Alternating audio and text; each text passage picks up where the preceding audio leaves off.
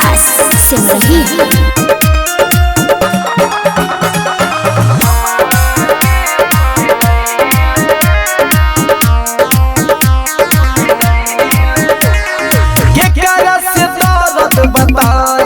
अपना कसूर जब हम ही कोइनी ऐसा कर देले बाड़ी रे बेवफा कहीं के हम ना भइनी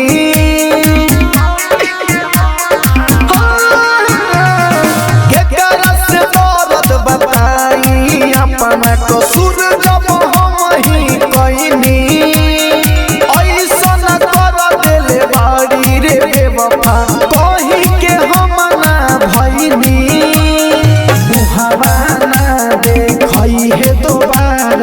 हमारा नजर में गिर गईले हम दुनिया भुलाइनी तोरा ते हमारा के भूल गईले हम दुनिया भुलाइनी तोरा ते हमारा के भूल गईले।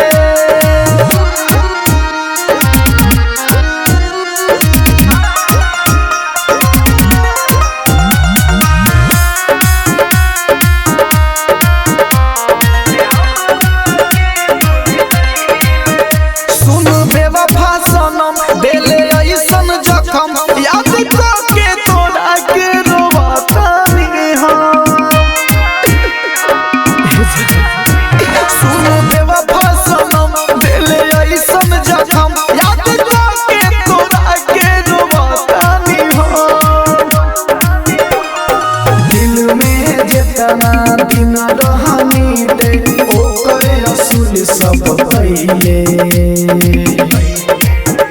हम दुनिया भुलाइनी तोरा ते हमारा के भूल गईले हम दुनिया भुलाइनी तोरा ते हमारा के भूल गईले।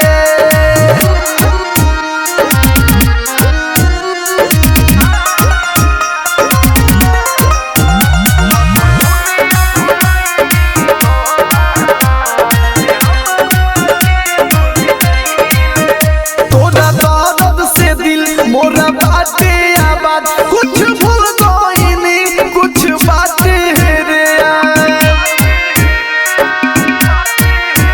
तोरा दर्द से दिल मोरा बाते आबाद कुछ भूल गईनी कुछ बाते रे टाइगर श्याम राइट टुन टुन के रिश्ता कबूल थे कइले